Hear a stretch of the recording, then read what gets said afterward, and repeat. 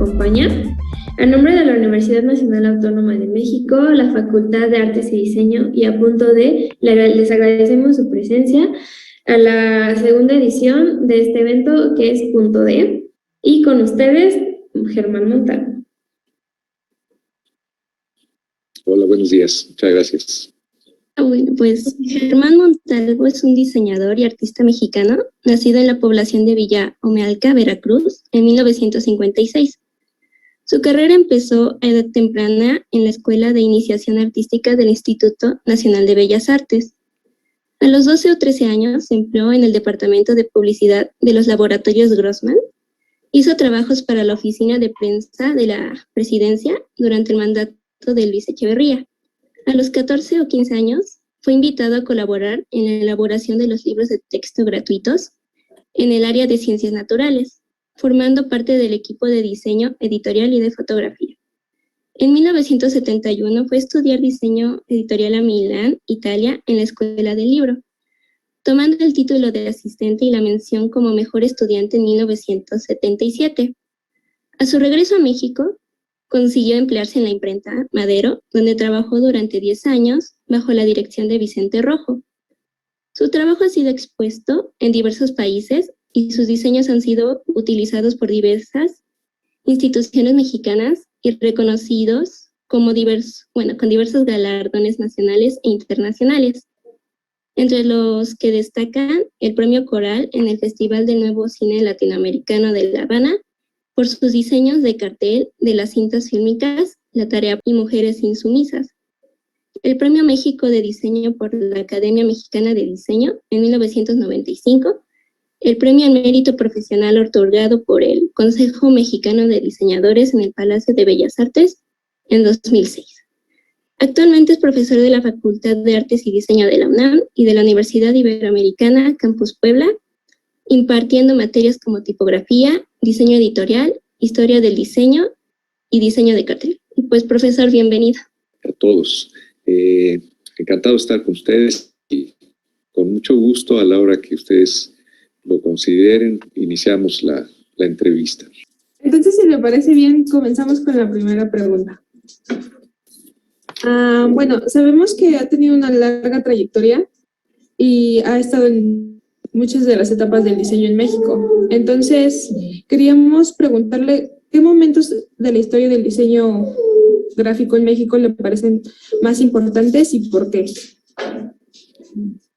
Bueno, pues a mí siempre me ha parecido que algo muy significativo culturalmente en nuestro país, pues ha sido la gráfica prehispánica, ¿sí? Si partimos de ahí, entonces vamos a poder entender lo importante que tiene que ver la gráfica prehispánica, tanto en forma como en concepto. Los antiguos mexicanos eran unos grandes maestros de la metáfora, ¿sí? Los antiguos mexicanos eran unos grandes maestros para crear fábulas visuales. Entonces, si tomamos como punto de partida ese análisis de la gráfica prehispánica, pues digamos que particularmente pues ha sido un gran momento en toda la historia del diseño en México. Si nosotros hacemos diseño, pues antes de la conquista, es decir, hace más de 500 años, ¿sí? Hay elementos que así lo definen, ¿sí? Uno en particular, que ahí está como gran referencia y como, digamos, una primer clase para que nosotros podamos confirmar esto, pues es el Museo Nacional de Antropología, que está ahí en Chapultepec, de diseño, ¿sí? Y hay que entenderlo así, porque pues cuando hablamos de metáfora, pues en toda la gráfica prehispánica vamos a encontrar esos contenidos. Los antiguos mexicanos escribían con imágenes, ¿sí? Desde ahí, ese es, digamos, el momento cumbre del diseño en México.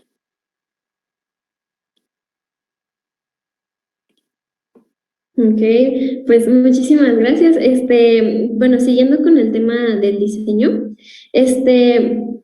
¿De dónde parte y cuál es el elemento más importante que usted considera al realizar uno? Sí, bueno, antes revisar los contenidos, ¿sí? Los contenidos uno puede encontrar pues todas las referencias que uno le va a poder permitir desarrollar cada uno de los diferentes diseños, porque en los contenidos pues es donde uno tiene que encontrar las referencias, ¿sí? Yo es lo que he hecho siempre, ¿sí? Recibo los contenidos, los leo y enseguida comienzo a desarrollar mis ideas. Subrayo, pongo al margen anotaciones de los contenidos y siempre hago una impresión de los contenidos para tenerlo mucho más claro, ¿sí? Entonces, bueno, mientras más nos acerquemos a los contenidos, vamos a ser capaces de desarrollar entonces las ideas adecuadas a lo que cada uno de los diseños pues tiene como particular, ¿sí? Ese es como un principio, ¿sí? Ese es un punto de partida, ¿sí? Leer siempre los contenidos. No, pues, excelente y bueno, referente a todo esto de todos sus diseños que ha ido realizando a lo largo de su vida, ¿cuáles son sus fuentes de inspiración o referencias al momento de diseñar?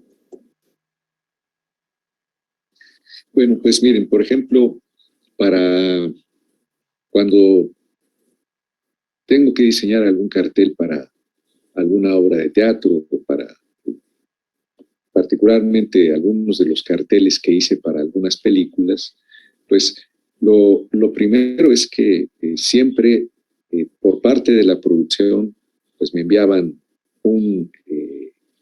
toda la historia el desarrollo de la película engargolada, ¿sí?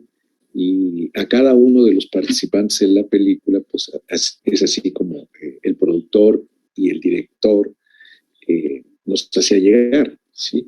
Para que pudiéramos ir leyendo un poco de qué se trataba la historia y después, una vez que la cinta comenzaba el rodaje, daba inicio, pues nos invitaban también para ir a ver los avances de la película, de tal forma que todos los involucrados pudiéramos tener más referencias. Y era un grupo muy cerrado, además nos invitaban ahí a los estudios Churubusco, en una sala de los estudios Churubusco, y los que teníamos que ver, pues el productor, el hijo del productor, el director, los actores, las personas que hacían la fotografía, los que hacían la escenografía, a mí que me tocaba a veces hacer hasta los títulos de la película y el cartel, pues nos encerraban en una sala para poder ir viendo los avances, ¿sí? Y también para hacer algunas preguntas. Si yo tenía que hacer algunas preguntas al director, pues le preguntaba, ¿sí? Y a partir de ahí es que se desarrollaban, digamos, las fuentes de inspiración, como ustedes así lo proponen en su pregunta. Entonces, siempre, mientras más referencias tengamos, pues más atinadas van a ser nuestras soluciones visuales. Ok, excelente, gracias. Y bueno, la siguiente pregunta sería, de todos sus trabajos que ha realizado, ¿cuál considera más interesante o, por así decirlo, cuál es el que más le ha gustado hasta el momento y por qué? Pues hay muchos trabajos que desarrollé en Imprenta Madero durante los 10 años que estuve ahí, que fueron del 77 al 87, 10 años exactamente estuve trabajando ahí. Y pues ahí realmente pues muchos trabajos en la parte editorial que yo quedé, pues, no solamente muy contento, sino que fueron parte de mi formación, ¿sí? Les podría mencionar que diseñar la revista de literatura que dirigía Octavio Paz en ese entonces, la revista Vuelta, pues para mí fue muy importante porque recibir los contenidos de primera mano pues, era un privilegio, ¿sí? Pero al mismo tiempo diseñaba pues, otra revista que era para la Facultad de Filosofía y Letras de la UNAM, ¿sí? Que se llamaba Tesis. También diseñaba la Gaceta del Fondo de Cultura Económica y también diseñé todos los números junto con Marisela Bracho y Rafael López Castro de la revista El Machete. Entonces, entre otras tantas cosas que teníamos que hacer en Imprenta Madero, porque en Imprenta Madero pues solamente se hacían cosas que tenían que ver específicamente para la cultura. Y era un trabajo paralelo, también teníamos que diseñar un programa de mano para algún concierto en la sala Netzahualcóyotl, o también una invitación para alguna exposición de la Casa del Lago, o para el Museo de Arte Moderno, o diseñar un libro o un catálogo para alguna exposición, todo eso al mismo tiempo, o diseñar un cartel para un ciclo de cine en la Facultad de Filosofía y Letras o en la Cineteca. Entonces, en particular, pues, no tengo un trabajo que yo considere que en ese periodo de 77-87 sea un trabajo, digamos, que yo elija pues, como muy particular. Es decir, todo el conjunto de ese trabajo que hice ahí en Imprenta Madero, pues yo me considero un privilegiado por haberlo desarrollado, ¿no? Sí, hay algunos carteles míos que se conocen, que se conocen más, ¿no?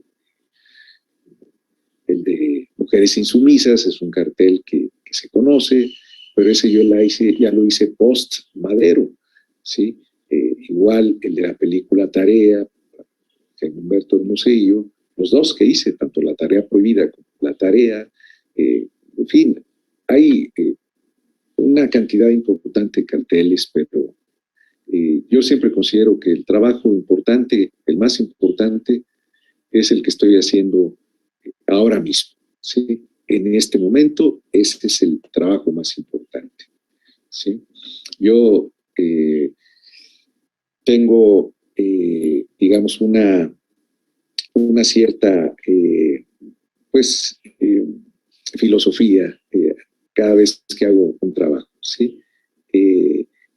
Establezco un principio y un fin, ¿sí? Y al momento en el que se termina ese trabajo, me olvido y continúo, no solamente en la parte visual, también en cerámica, a veces en joyería, a veces no diseñando propiamente tipografía, pero sí haciendo cosas que tengan que ver con el estampado de la tipografía. O sea que el trabajo en turno siempre es el trabajo importante. Claro, porque pues bueno, hay que pues concentrarnos ahora sí que pues en el ahora, ¿verdad? Y pues lo que ahora uno hace, pues supongo que uno tiene que darle pues su 100%, ¿no? Y eso se vuelve lo más importante que uno está haciendo. Así es, Fernanda. Bueno, retomando un poco el tema del cartel y haciendo tantito paréntesis, anteriormente mencionó lo que conllevaba hacer, por ejemplo, un cartel de una película.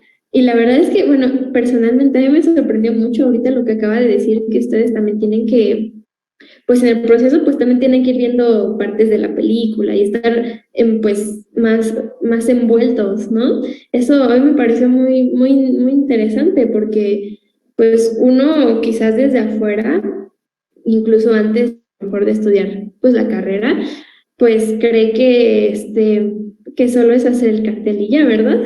Pero me parece muy, muy interesante. La verdad es que es algo pues que aprendí hoy.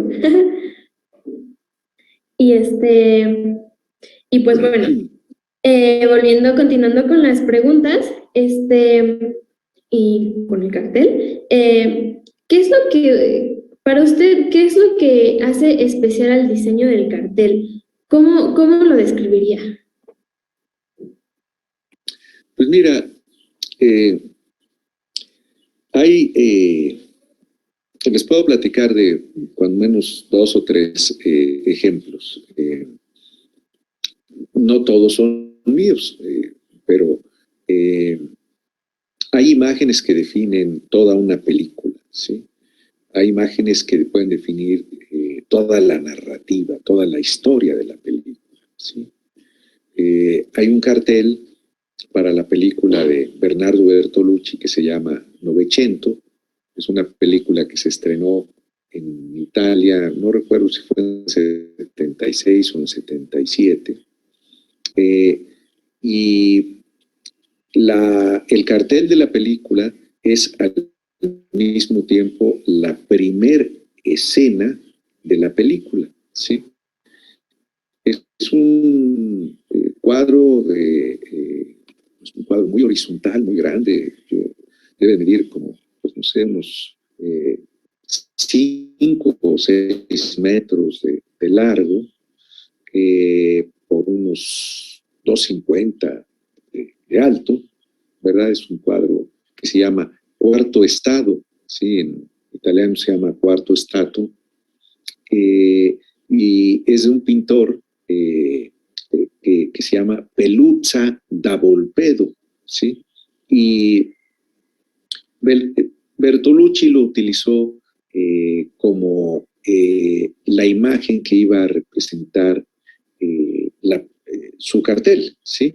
Entonces, es un conjunto de hombres y mujeres que van todos entrelazados con sus brazos, ¿sí? Y al frente va una mujer que lleva un niño, un bebé, ¿sí? Junto a ella va su esposo con un sombrero. Todos ellos son trabajadores del campo, ¿sí? Y entonces lo que hace Bertolucci es que así empieza la escena. Los personajes, aparece cada uno de ellos, ¿sí? Y entonces, en una transparencia, los personajes del cuadro de Peluzza, ¿sí? Se van convirtiendo, ¿sí? En los personajes, ¿sí?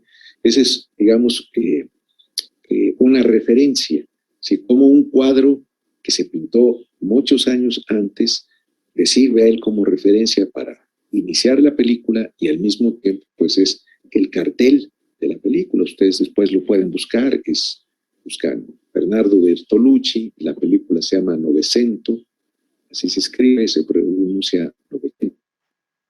El cartel que diseñé, la película también de Jaime Humberto Hermosillo, con un guión de Gabriel García Márquez, que se llama De mi corazón. Bueno, pues ahí nos reunimos con Jaime Humberto Hermosillo, nos enseñó parte de la película, ¿sí? Y lo que hicimos entre Vicente y yo, pues fue hacer una serie de imágenes en pequeños grupos, poder utilizarlos dentro de los créditos.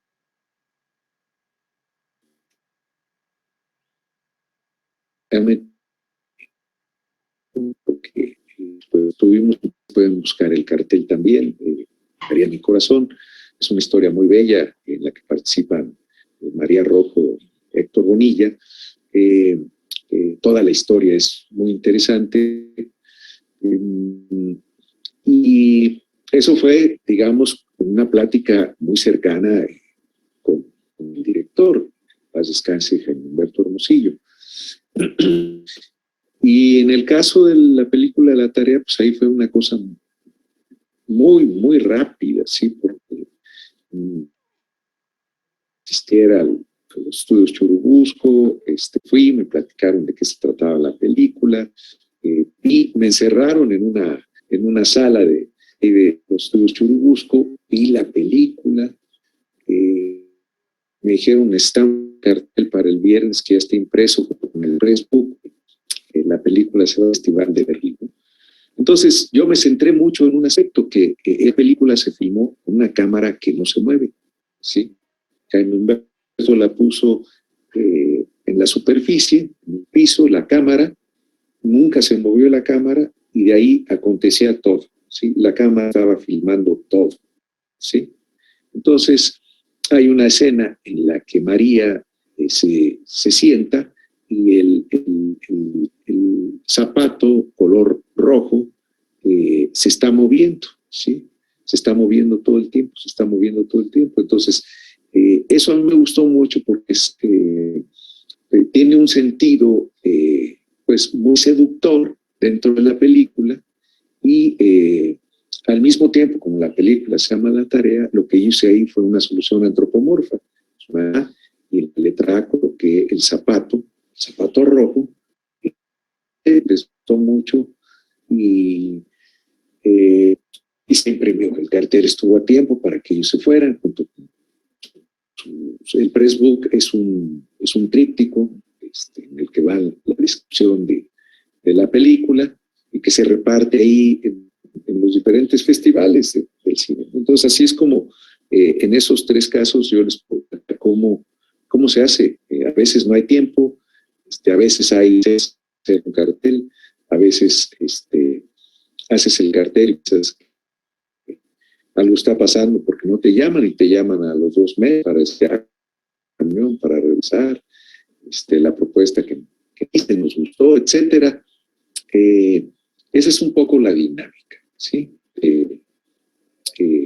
De cómo se hace un cartel específicamente para una película, ¿no? Porque cuando hacíamos ese trabajo, pues se hacía a veces récords, ¿sí? Teníamos 2 o 3 días para hacer el diseño, regresaban a revisarlo, lo autorizaban, se imprimía y en la tarde ya estaba impreso el cartel y se entregaba en las oficinas de difusión cultural de la UNAM.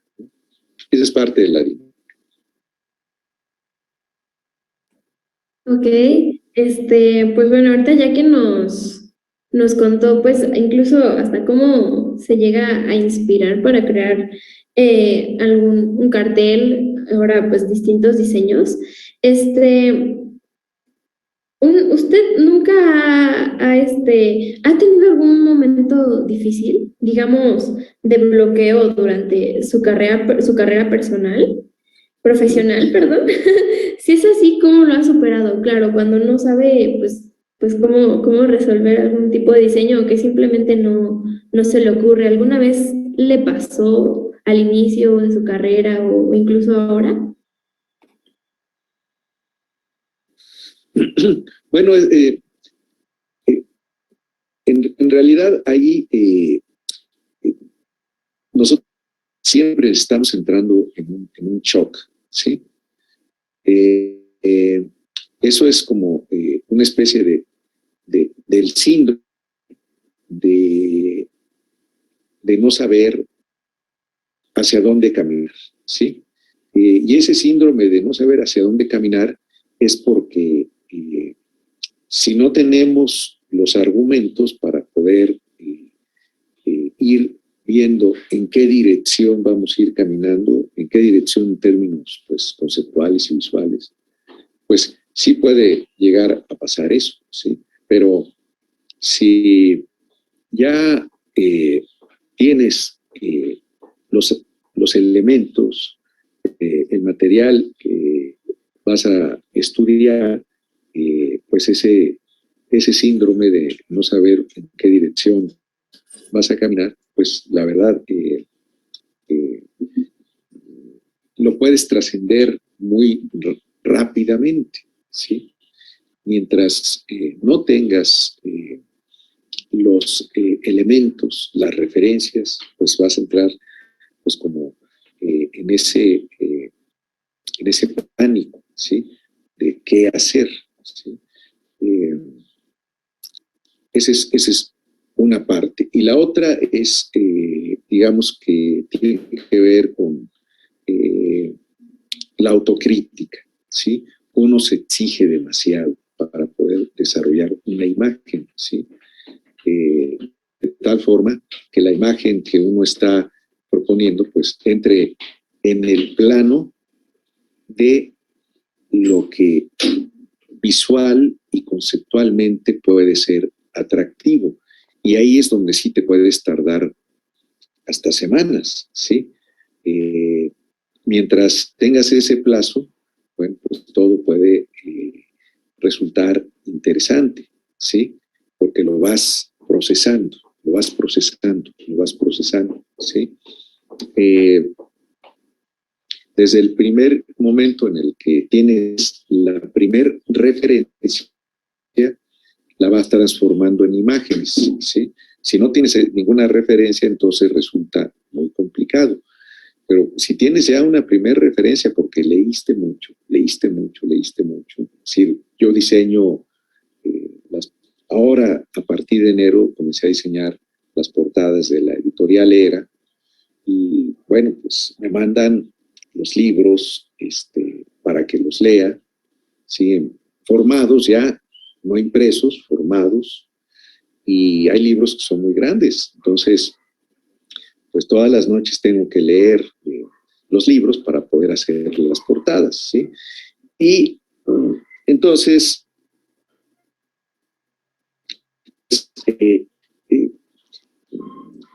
el título muchas veces me ofrece ciertas posibilidades de desarrollar un concepto, ¿sí? Pero al momento de estar leyendo los libros, pues me doy cuenta que ahí hay incluso referencias que definen hasta el nombre del título, ¿sí? Y mientras más leo, pues entonces mi cerebro, el cerebro de todos, mientras más lee, se vuelve más propenso a recibir información de una manera más inmediata, y esa información traducirla en imágenes, ¿sí? Por eso a mí la poesía me parece que es, en la práctica del diseño, algo que todos los que hacemos diseño nos va a permitir darnos la posibilidad en la poesía de convertir las palabras en imágenes, no solamente en eso, sino la poesía tiene el poder de la plasticidad de la palabra, ¿sí? Y entonces, mientras más lectores seamos, pues más condición física vamos a tener, de alguna manera. Así como alguien se encarga de hacer gimnasia todos los días para tener buena pantorrilla, bueno, pues nosotros hacemos gimnasia para que el músculo de aquí arriba esté más propenso para poder desarrollar conceptos, ¿sí? Total, que pues yo lo que procuro es hacer, ¿sí? Tener buenos resultados en términos visuales. Claro, si no es un trabajo solo visual, es mental bastante el diseño. Claro, y la lectura, pues en todos los aspectos es bien importante, ¿verdad? Totalmente, totalmente. Es decir, yo leo y subrayo, y o hago acotaciones en los extremos, en los márgenes de mis libros, siempre hago acotaciones, o en la parte final del libro, ahí hago algunos apuntes, ¿sí? Entonces, bueno, pues yo procuro partir de soluciones que estén un poco lejanas de la obviedad, ¿sí? Procuro no ser tan obvio en mis soluciones, ¿sí? Y eso resulta, pues, más atractivo y más interesante. Sí, entonces, bueno, pasamos con la siguiente pregunta para ya apurarnos. Bueno, queríamos saber si alguna vez se había enfrentado a algún problema de bajo presupuesto en proyectos en los que usted hubiera estado interesado, en los que usted creía que se podía resolver de mejor forma de este modo, pero pues el presupuesto no daba. O sea, si es así, ¿cómo los ha resuelto? Bueno, sí, muchísimas veces hemos tenido que adaptarnos a los presupuestos, hoy más que nunca. Es decir, los presupuestos que había para diseñar en los años 90, mediados de los años 90, se han reducido hoy, y particularmente después de lo que vivimos de la pandemia, pues al 30, 40%, ¿no? Muchas veces hasta menos.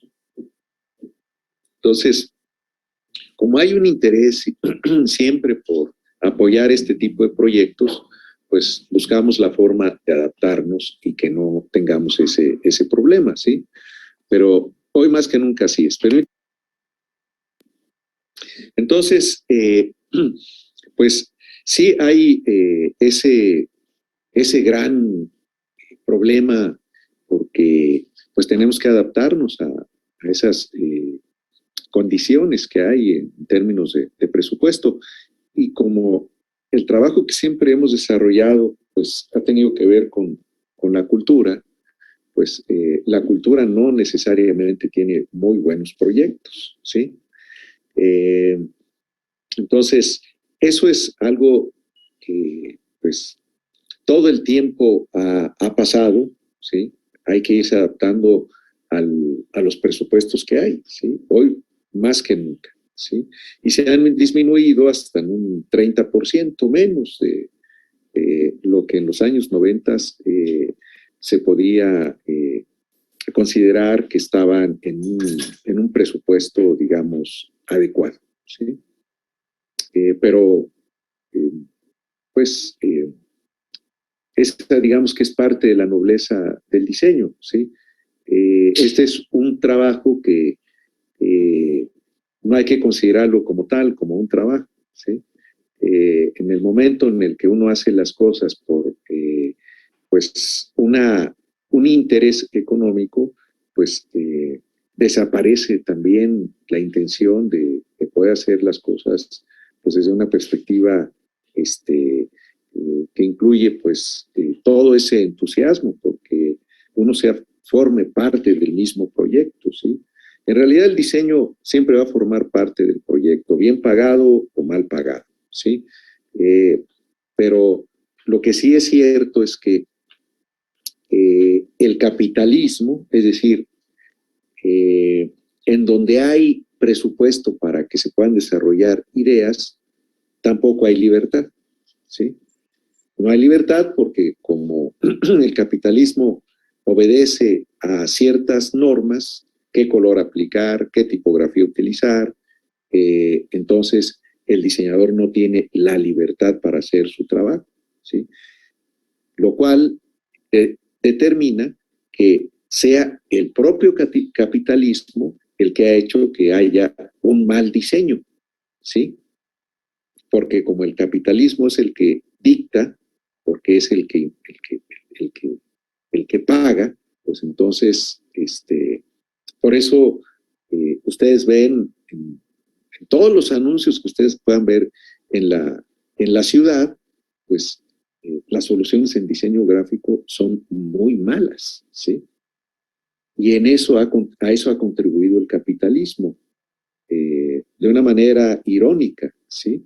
En donde más dinero hay para que se puedan producir cosas interesantes, es en donde menos se pueden ver cosas interesantes en diseño. Es decir, capitalismo y concepto nunca van a poder hacer una buena mancuerna, ¿sí? Los buenos diseños se encuentran, pues, justamente en los proyectos en donde hay menos presupuesto, ¿sí? Porque hay un poco, entre comillas, y hay un poquito más de libertad. Nunca, bueno, no lo habíamos pensado así, es muy sorprendente e interesante. Muchas gracias. al contrario. Hablando de proyectos, se dice que los libros no se pueden juzgar por sus portadas. Sin embargo, el diseño de las portadas es bastante importante para la percepción pública de un libro. Am, ¿Qué tipo de investigación hace para crear portadas de libros y cómo decide qué ideas plasmar para dar a entender la obra en general? Bueno, pues como les comentaba hace un momento, ¿sí? Son largas horas de lectura, ¿sí? Y yo, pues, disfruto mucho las lecturas, porque como son de primer mano, pues nadie más que el autor y el editor los han leído, y cuando llegan, pues, yo soy como el tercer lector, es decir, y el tercer lector es el que hace la portada, ¿sí? Pero cuando uno ve el resultado pues, de algunas imágenes para las portadas que probablemente no correspondan a lo que uno espera, pues es porque hay un defecto de interés por parte de quien está desarrollando el diseño, ¿sí? Ese es, digamos, una característica. La otra característica es que muchas veces ya el propio autor o el propio editor pueden definir qué imagen, ¿sí? Muchas veces el editor alude más a un aspecto comercial y también dicta ciertos renglones de lo estético, ¿sí? Qué tipografía, qué imagen y qué color utilizar, ¿sí? Cuando hay un editor así, el trabajo del diseñador se vuelve pues como una especie de, pues, de realizador de ciertas ideas que tiene el propio editor, ¿sí? Cuando uno tiene la posibilidad de renunciar a eso, pues renuncia, ¿sí? Pero otra vez volvemos al mismo tema del capitalismo, ¿sí? Como el editor tiene que asegurar que el impacto, entre comillas, del libro y del autor tenga una cierta pues, aproximación con el público interesado, pues ellos ya determinan, porque piensan que tienen pues ciertas normas que comercialmente a ellos les funcionan. Les puedo mencionar alguna, ¿sí? Hay editores que piensan que los libros sobre fondo blanco, ¿sí? Tienen menos poder de atracción, ¿sí? Hay editores que piensan que los libros sobre fondo negro tienen más poder de atracción, ¿sí? Entonces, bueno, cuando a alguien le encargan una portada, muchas veces dicen, pero que sea sobre fondo blanco, ¿sí? Porque hay nuestros vendedores de la editorial, ¿sí? Nos han aportado esta información. Los libros con fondo blanco tienen más impacto. O al revés, los libros sobre fondo negro son los que más se venden, ¿sí? Cuando uno trabaja con editoriales en las cuales, como por ejemplo, Ediciones Era, es una editorial fundada por un diseñador, entre ellos Vicente Rojo, bueno, pues, porque Era se compone así, la E es de Expresate, la R de Rojo y la A de Azorín, ¿verdad? Pues entonces Vicente siempre tuvo la libertad, ¿sí? De poder hacer las portadas con los criterios que él tenía de acuerdo a también la lectura que hacía de cada uno de esos libros, ¿sí? Ahora yo con Era, pues me encuentro con muchos autores cuando llegan los libros para que yo los pueda leer, bueno, no me llegan físicamente, sino que me llega un PDF para que yo lo pueda leer, pues me encuentro que son autores que muchos ya de ellos los conozco, algunos son amigos míos, ¿sí? Pero no por eso voy a hacer lo que yo quiera, ¿sí? Es decir, tengo que leerlos, porque cada vez que presento una portada, pues está quien lee el libro, todo el libro, el director de la editorial, ¿sí? Y la persona que se encarga de la promoción. Entonces, pues uno tiene que llegar con resultados que sean tanto conceptual como tipográficamente a favor de la portada. ¿Sí? Una portada, pues, no se define nada más por los criterios del diseñador. ¿Sí? Afortunadamente, pues yo tengo esa, me dan esa confianza y siempre presento cuando menos dos alternativas, ¿sí? Y en esas dos alternativas, pues, hay más posibilidades de que si hay que hacer alguna corrección, pues ya se haga sobre una o sobre otra, ¿sí? Pero yo lo que busco es que conceptualmente siempre ser muy atinado. Eso es algo que me ha interesado mucho siempre.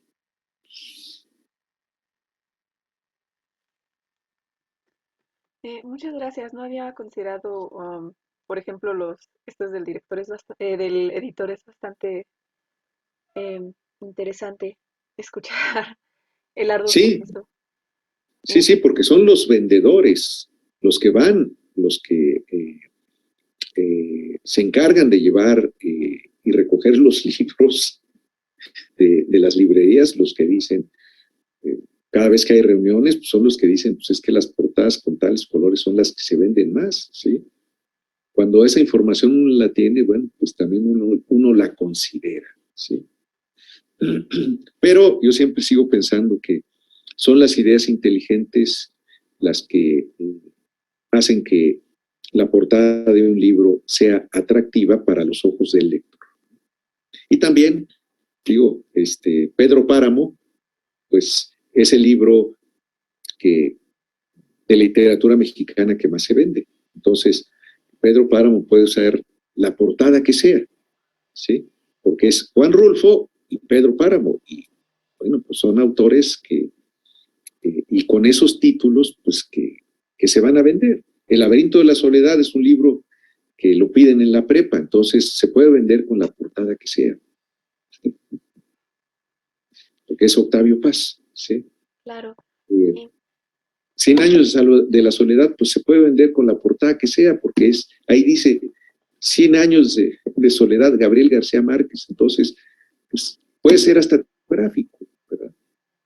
Entonces, depende de muchas cosas. Muchas gracias.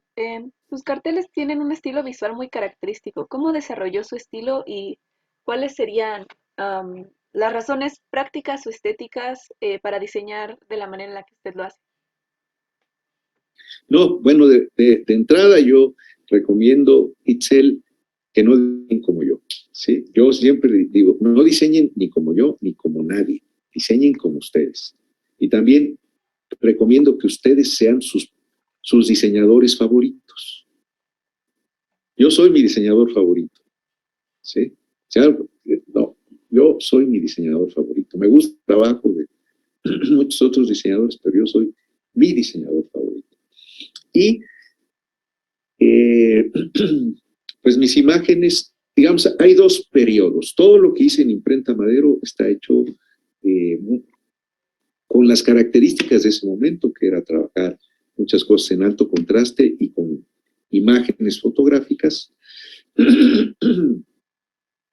Y la posterior, que es ya en 87 cuando salgo, que empiezo a hacer cosas en serigrafía en el taller en aquel entonces no se llamaba 75 grados, pero ya era de Arturo Negrete. Y empiezo a hacer cosas más sintéticas y también empiezo a desarrollar un lenguaje en el que la fábula y las soluciones antropomorfas van de la mano. Entonces, esa es una característica. Trabajo mucho en color negro porque particularmente mis herramientas o las herramientas de mi generación siempre fueron la tinta china, el estilógrafo y el pincel. Entonces, cuando yo trazaba mis trabajos, que los sigo trazando con tinta china, pues veo que el negro tiene un color muy profundo, ¿sí? Y entonces, bueno, a veces ese color negro es el que define la imagen, ¿sí? Y si ustedes cuando vean algún cartel mío con una gran masa de negro, ya sea en el fondo o en la imagen, es que hay mucha tinta china, ¿sí? Entonces, bueno, esa es mi forma de trabajar porque obedece a una generación, ¿sí? Y cuando viene acompañadas esas imágenes con algunos colores, pues es porque son Prismacolor o son plumines de colores con los que yo algunas partes las acompaño con el color negro, ¿sí? Ahora, bueno, no ahora, pero desde hace mucho tiempo, pues mi trabajo siempre procuro que sea un anclaje entre tipografía e imagen, ¿sí? O imagen y tipografía, ¿sí? Porque ese es el núcleo visual que a mí me interesa en un cartel para poder mandar un mensaje visual, pues tiene que estar anclado entre la tipografía y la imagen. Pues primero que nada, muchas gracias por el consejo, se me hizo muy útil y pues sí es interesante ver cómo su trabajo am, funciona por la manera en la que pues usted aborda los materiales. Y hablando de la tipografía, ¿cómo aborda usted la tipografía en general cuando hace diseño? Pues hoy utilizo tipografía normalmente que no compita con la imagen, ¿sí? Mis imágenes son muy contorneadas, ¿sí? Entonces procuro que la solución tipográfica siempre sea muy en el estilo de las tipografías ligeras sans serif, tipografías con mucho carácter, pero sans serif, ¿no? Me gusta mucho utilizar la Accident Grotesque, pero con sus variantes. Me gusta mucho utilizar también la helvética, pero con sus variantes, ¿sí? La futura la utilizo poco porque sus ascendentes y descendentes no me gustan mucho, ¿sí? Pero utilizo muy pocas tipografías para mis imágenes. Es decir, siempre he utilizado entre 4 y 5 tipografías a lo largo de toda mi carrera. Casi nunca utilizo tipografías muy ornamentadas, ¿sí? Me gusta la Clarendon, que es una tipografía de base egipta, pero pues entre esa y la Accidents, que es una tipografía de mediados del siglo XIX, pero que ya es una tipografía de sans serif. A veces he utilizado una temporada en Imprenta Madero, utilicé mucho la Bodoni, pero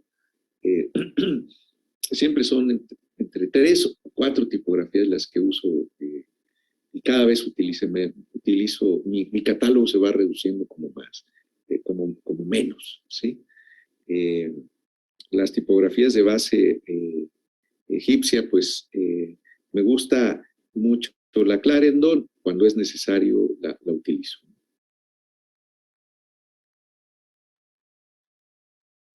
Pues excelente, la verdad, pues yo creo que pues es una forma de aplicar la tipografía en el cartel, pero bueno, ahora sí que tenemos la duda, por eso es la pregunta que vamos a realizar, y es de que con el paso del tiempo comienzan a haber tendencias y como usted nos mencionó, pues no dejarnos llevar por esto de hacer trabajos iguales a otros diseñadores, no copiarles, porque nosotros perderíamos pues lo que es nuestra identidad, ¿no? En el diseño. Entonces, con esto de la llegada de las tendencias, la moda, ¿cómo hace usted para, pues, para articular o fusionar sus propios diseños con estas modas, obviamente sin perder esa identidad? Pues no dejarnos seducir por las tendencias, ¿no? De repente, por ejemplo, hay tipografías que aparecen y todo se hace en Comic Sans, ¿no? Entonces, lo ves en el menú de la fonda donde vas a comer, lo ves en una tienda que vende ropa, lo ves incluso a veces para esa misma tipografía la utilizan para, ahora que está de moda los pizarrones, poner los menús de los restaurantes. Entonces, bueno, cuando una tipografía se pone de moda, sí, se utiliza para todo. ¿Sí? Para una portada de un libro, para un cartel, para un anuncio que va a vender un automóvil, para un anuncio que va a vender unos zapatos, para un menú. Entonces la ves por todos lados. Entonces, ¿qué pasa? Automáticamente la descartas. Dices, pues, si eso le da seguridad, utilizar esa tipografía que está de moda o ese estilo de trabajo le da seguridad a ciertas personas, pues es todo lo contrario, ¿sí? Más bien es la inseguridad, ¿sí? Las tendencias lo que ocasionan es inseguridad, ¿sí? Porque llega un momento en el que se acaban y ya aparece otra tendencia y entonces otra vez queremos sumarnos a esa tendencia. Y entonces no estamos desarrollando un lenguaje propio. Y desarrollar un lenguaje propio es importante, ¿sí? Un lenguaje propio no quiere decir que tengas un estilo propio, ¿sí? Un lenguaje propio también tiene que ver con la forma en la que propones tus ideas desde lo conceptual, ¿sí? Ahora, si tienes un lenguaje propio y ese lenguaje propio te da la posibilidad de que con las variantes que hay en cada uno de tus trabajos, tu trabajo se identifique, bueno, pues es realmente maravilloso, ¿sí? Maravilloso, porque es, bueno, pues es parte de mi trabajo, es parte de mi idea, ¿sí? Pero resulta que es diferente. Y ahí entonces radica mucho en qué tan capaz es el artista o el diseñador o el cineasta o el dramaturgo de hacer un trabajo que, aunque sea del mismo autor, pero tiene otras variantes que dices, qué interesante. Es del mismo autor, pero su trabajo es diferente. Si Picasso desarrolló un trabajo siempre en su etapa cubista, muy interesante hasta que murió, ¿sí? Pero no todos los Picassos son iguales, ¿sí? Matisse es un trabajo muy interesante, pero resulta que no todos los Matisse son iguales, ¿sí? Kandinsky desarrolló un trabajo muy interesante, pero uno ve un Kandinsky y luego ve otro, y luego ve otro, y ve otro, y no son iguales, si son del mismo artista, pero no son diferentes, desarrolló un estilo propio, igual Paul Klee, ¿sí? Entonces, bueno, yo siempre he pensado que cuando uno se deja, sobre todo para los jóvenes, hay algunos trabajos que son muy seductores, pero yo siempre aconsejo que no repitan escenarios que proponen otros diseñadores, ¿sí? Porque entonces se están limitando, ¿sí? Los pueden celebrar y pueden decir qué interesante, qué suave, qué a todo dar este proyecto, pero pues es propio del diseñador, ¿sí? No hay que diseñar como ellos. Claro, hablamos más de obtener un lenguaje para comunicarnos que de un estilo, ¿no? En este caso. Así es. Sí. Entonces, la siguiente pregunta es, ¿el diseño se mantiene y la gente se adapta a él o el diseño se adapta a la gente? Pues yo creo que las dos cosas funcionan. Si pensamos no solamente en diseño gráfico, sino pensamos en, por ejemplo, en diseño industrial, yo puedo adaptarme a una silla diseñada por con todas las características para que yo pueda no tener problema por tantas horas que llevo sentado, ¿sí? Entonces, el diseño tiene que adaptarse a las personas, ¿sí? Ahora mismo donde yo estoy sentado es una silla un poco incómoda, aunque es una silla, es un clásico del diseño, pero no funciona para poder estar tantas horas sentado, ¿sí? Tengo otra silla también que es un clásico de diseño, pero no funciona para poder estar mucho tiempo sentado, ¿sí? Entonces, el diseño como espíritu tiene que tener una función, ¿sí? En el caso del diseño gráfico, un cartel, antes que cualquier cosa, su función es que sea un mensaje visual instantáneo, ¿sí? Instantáneo. Ese es el propósito del diseño gráfico, que tenga esa capacidad de ser un mensaje visual instantáneo. Esa es una función, ¿sí? Si las personas tienen que adaptarse al diseño, pues entonces tienen que ir a ver de cerca exactamente lo que dice, ¿sí? Y entonces muchas veces uno ve cuando alguien va, por ejemplo, al puesto de periódicos, está el puesto de periódicos y lo que hace es esto para acercarse y ver qué está ahí, ¿sí? En el caso de una portada o de un anuncio, pues tiene que tener ese poder visual instantáneo, ¿sí? Entonces, nosotros por defecto nos adaptamos al diseño, ¿sí? Sin defecto, el diseño se adapta a nosotros.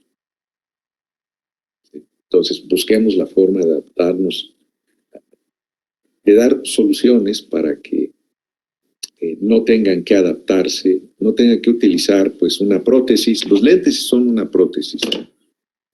Son una prótesis. Muchas veces cuando estamos diseñando un libro, los márgenes pueden ser muy cerrados, los márgenes interiores. Entonces, este libro tiene márgenes muy cerrados. Mire. Entonces, lo que tenemos que hacer es esto, ¿sí? Si se dan cuenta, este libro hasta tiene, ya, eso que ustedes ven aquí, este huequito, es porque yo lo tengo que someter, ¿sí? Para poderlo leer, ¿sí? Para poderlo leer tengo que hacer esto, ¿sí? Para que los márgenes, pues, quedar lo más amplios, ¿sí? Entonces, ese es, entre otras cosas, pues, un defecto. Y tenemos que adaptarnos a los defectos del diseño. Lo que tenemos que hacer es que, pues, hacer el margen interior más grande para no tener que someter al libro. ¿Sí?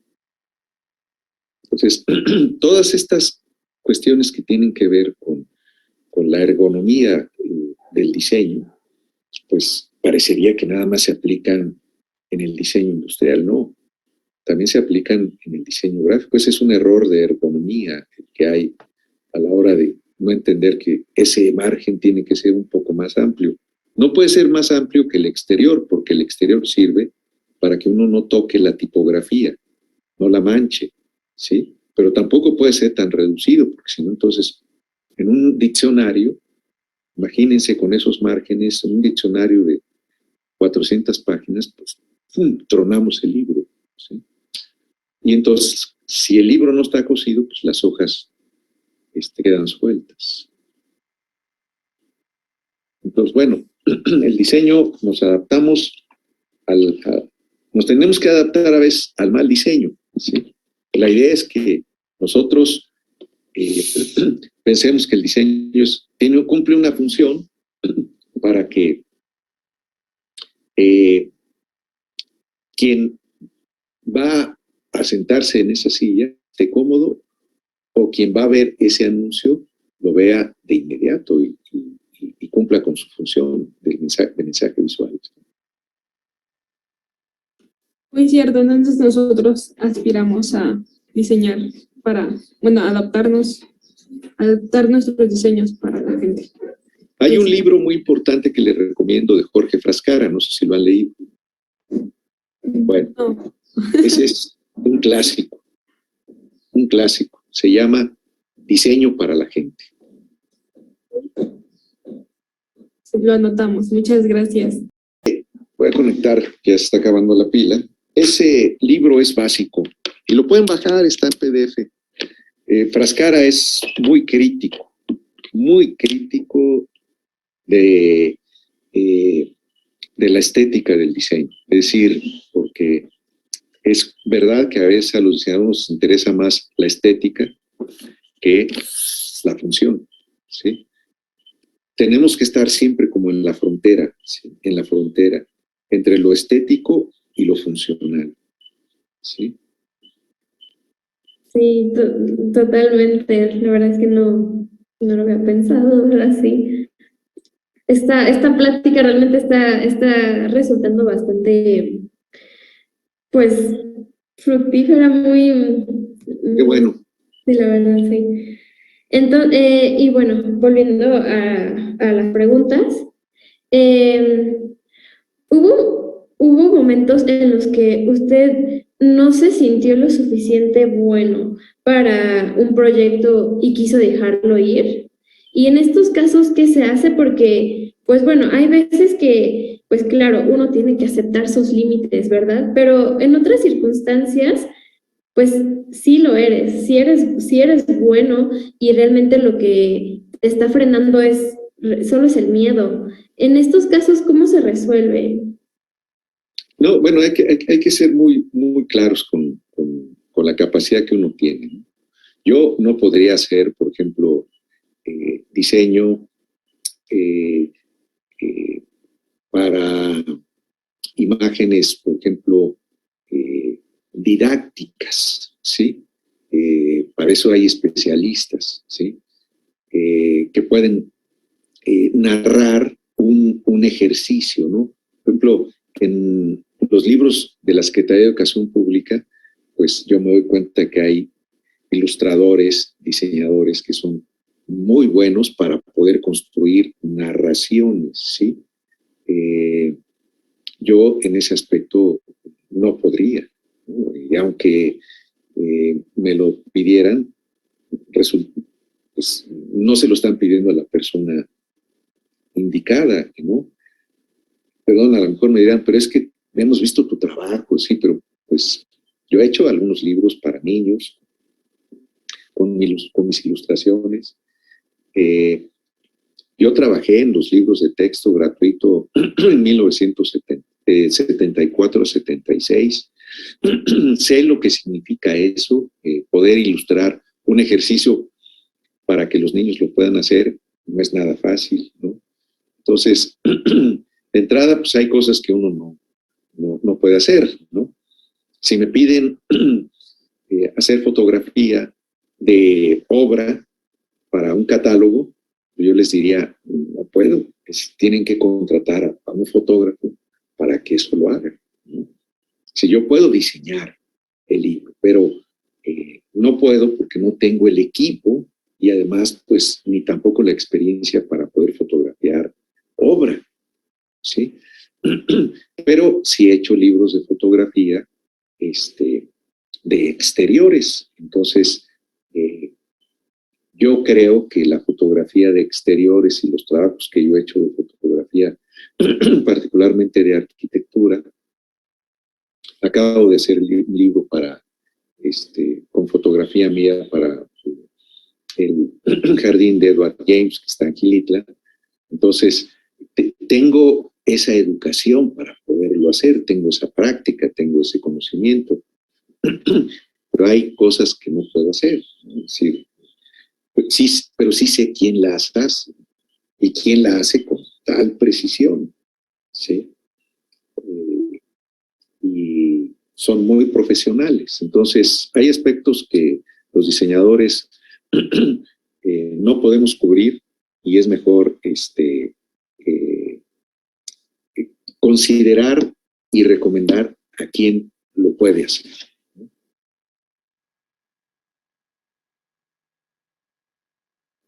Cierto, y esto requiere cierta madurez, o sea, hay que tener cierta madurez para reconocer lo que uno puede y no puede hacer. Y entonces, bueno, esto nos lleva a ¿qué se requiere para una madurez profesional? O sea, usted desde su punto de vista, ¿qué diría que es lo que se necesita para ser un profesional? Bueno, en primer lugar, no creérsela tanto, ¿sí? Yo, pues con ustedes, con los jóvenes, siempre procuro hablar calculo cada una de las palabras que tengo que decirles, pero una vez que terminas la plática, hablo pues como hablo, ¿no?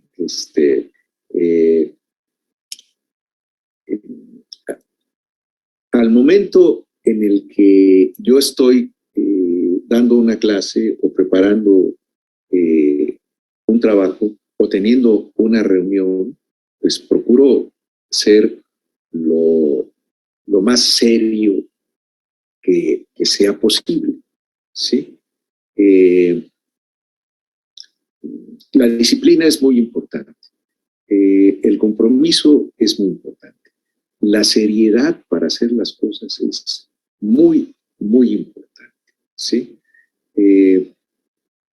Entonces, también hay márgenes, ¿no? Hay márgenes cuando uno puede tener ciertos márgenes para hacer un proyecto sin, digamos, tanta rigidez, pues eso ayuda para que la comunicación pueda fluir, ¿sí?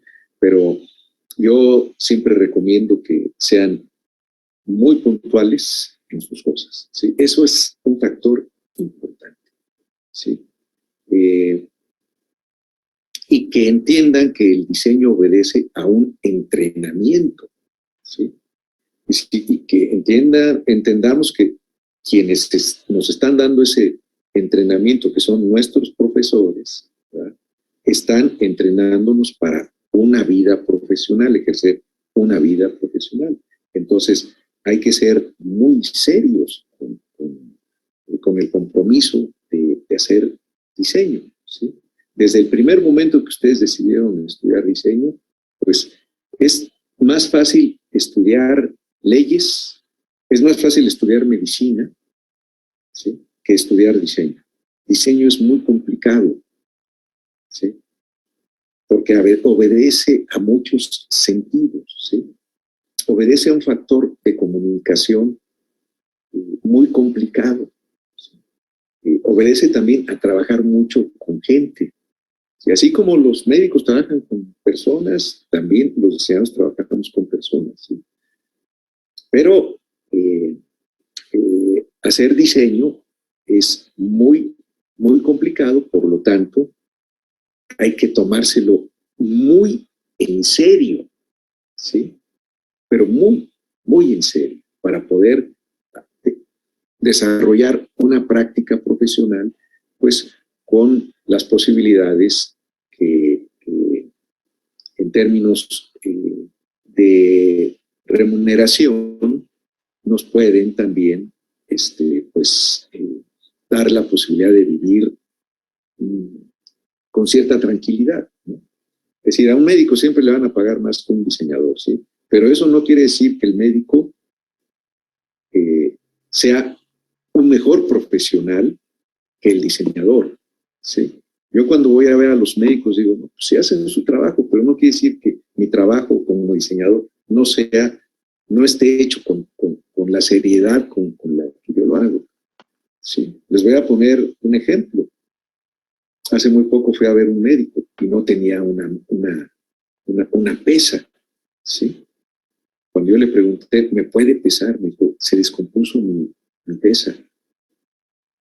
Por otro lado, es muy buen médico, ¿sí? Pero no tenía la pesa, ¿sí? Es como no tener el tipómetro. Si no tienes el tipómetro para medir las letras, que es un instrumento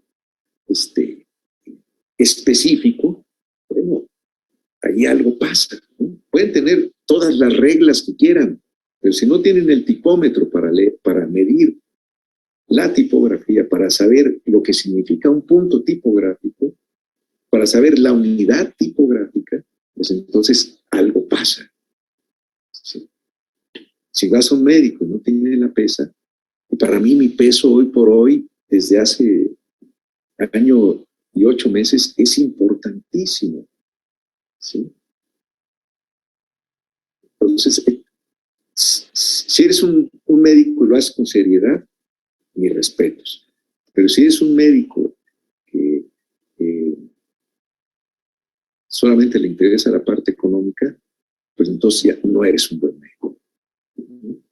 Si eres un buen diseñador y tienes tu tipómetro y haces un trabajo en el que alguien te dice, me interesa mucho que tú lo hagas, pero no tengo para pagarte, dices, yo te lo hago con mucho gusto. ¿Sí? Ahí empieza realmente el compromiso profesional. No me quiero alargar mucho porque esto es una historia.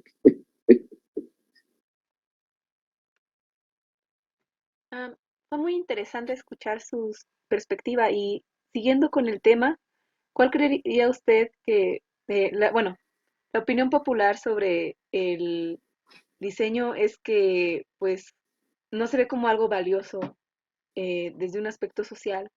¿Y usted cómo creería que necesita la sociedad en general para reconocer la profesión de diseñador gráfico en México? Yo lo que sugiero siempre con los jóvenes de la facultad es que puedan platicar con sus con la gente más cercana, ¿sí? Y les puedan desde ahí explicar la importancia que tiene el diseño en la sociedad, ¿sí? Hablando de diseño gráfico, ¿sí? Por ejemplo, les pueden decir,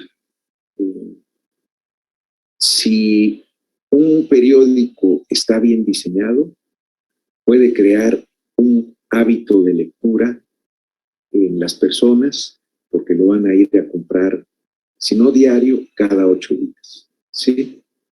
Si un menú está bien diseñado, quiere decir que probablemente ese sea un factor para que podamos regresar a ese lugar nuevamente. Si una empresa tiene una imagen muy higiénica visualmente, nos va a dar seguridad para poder regresar, ¿sí? Todos esos factores, cuando uno los platica con sus familiares, pues entonces ellos ya se involucran más en el diseño, ¿sí? Cuando ustedes le hablan a sus padres de lo que significa la antropometría, ¿sí? Les dicen, bueno, la antropometría sirve para medir las características del cuerpo y a nosotros nos sirven para cuando vamos a dibujar una mano, un pie, una cabeza, ¿verdad? Seamos lo más cercanos a esa forma física, ¿sí? No solamente de las personas, de los animales o de los objetos, ¿sí? Cuando les decimos a nuestros padres, a nuestros familiares, que en el diseño la morfología es importante, estamos ampliando también las posibilidades que ellos entiendan que la morfología sirve para entender la lógica de las formas, ¿sí? Y entonces, pues ahí se dan cuenta que Fernanda, que Abigail, que Andrea, que Verónica, que Itzel están yendo a una universidad en donde les enseñan todo eso que Antes ellos no sabían, ¿sí? ¿Por qué? ¿Sí? Pero el mismo lenguaje que utiliza un médico, ¿sí? Si nosotros también tenemos un vocabulario para definir las cosas, para darles un valor, pues estamos asegurando que las personas confíen en los diseñadores, ¿no? Cuando yo les mostraba este libro, es que este libro, en términos de antropometría, ¿sí?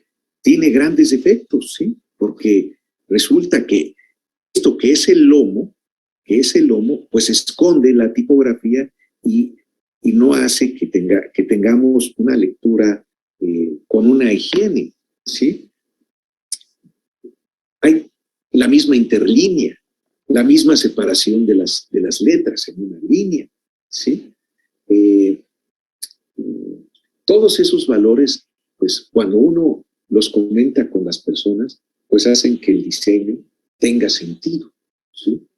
Cuando alguien nos impone algo, pues entonces quiere decir que no estábamos avanzando, ¿sí? Y por otro lado, pues tenemos que ser muy, muy, muy estudiosos, ¿sí? Muy estudiosos para que nuestros trabajos tengan, pues, una validez y que socialmente el diseño todo el tiempo, pues, siga siendo un valor, digamos, es el valor agregado del producto. El diseño es el valor agregado del producto, ¿sí? Y también hacer que, cuando yo les decía no creérnosla tanto, es que no podemos llegar con una sola idea, ¿sí? Hay que llegar siempre con 2 ideas o con 3 ideas, ¿sí? Para poder entender el valor del diseño de acuerdo a las diferentes posibilidades de interés que tiene la persona que nos lo está encargando, ¿sí? Porque en esas 2 o 3 posibilidades alguien dice, sí, es que yo me identifico más con esto, ¿sí? Y entonces ahí estamos abriendo esas posibilidades, ¿sí? Porque si solamente llevamos un solo proyecto, normalmente siempre vamos a regresar con la idea de que no hubo cierta satisfacción, ¿sí? Entonces, siempre hay que hacer como un análisis también clínico de quién nos está pidiendo el trabajo, ¿sí? Hay quienes les gusta estar todo el tiempo hablando por teléfono, mandando mensajes para decir, te mandé esta imagen que es mejor, o podemos vernos por Zoom para revisar el proyecto y dices, bueno, pues esas son las características de alguien que así le gusta trabajar, ¿no? Porque está construyendo el trabajo de a poco, ¿sí? Cuando alguien te entrega una carpeta ejecutiva, que eso es muy difícil, cuando alguien te entrega una carpeta ejecutiva que desde la primera página está todo indicado, dices, wow, es alguien que sabe trabajar, ¿sí? Que sabe exactamente cómo está construyendo editorialmente un proyecto, pero que no te dice qué tipografía ni qué color, eso no te lo dice, ¿sí? Pues te está entregando una carpeta ejecutiva. Antes de cualquier proyecto siempre tiene que haber un proyecto ejecutivo, ¿sí? Pues Y excelente. ustedes lo pueden exigir. Sí. Gracias, señor Montalvo. Y bueno, ya por último, para cerrar esta entrevista, última pregunta, ¿cómo se siente usted al estar enseñando a futuros diseñadores y qué consejos les daría para contribuir a su formación? No, pues yo estoy muy feliz de dar clases en la Facultad de Artes Plásticas y Diseño, muy, muy feliz, muy contento de que me hayan invitado. Y el consejo que yo podría dar para tener una interrelación con los estudiantes es que encontrarme con estudiantes a los que les gusta la buena música, porque también para hacer diseño hay que tener buen oído, ¿sí? a los que les gusta el cine, a los que les gusta, tienen interés en el teatro por la gestualidad que significa el teatro. El teatro le aporta mucho a la gesticulación, ¿sí?, de las cosas que podemos gráficamente decir, ¿sí? Al que le gusta la arquitectura, ¿sí?, al que le gusta la fotografía, al que sabe mucho de fotografía, ¿sí? Los diseñadores deben saber mucho de cine, de fotografía, de música, de literatura, de poesía.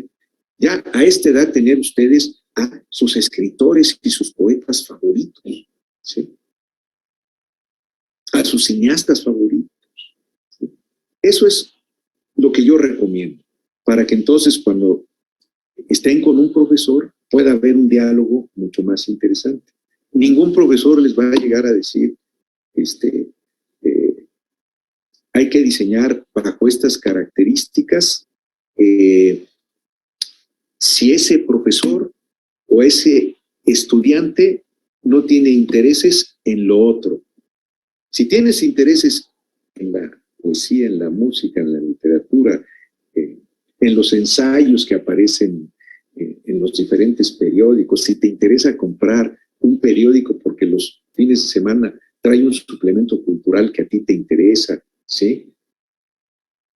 Esos son los estudiantes y esas son las personas que van a cambiar el mundo, las que están interesadas en lo periférico, no solamente en lo que se centran, en lo que muchas veces nos podemos centrar, es que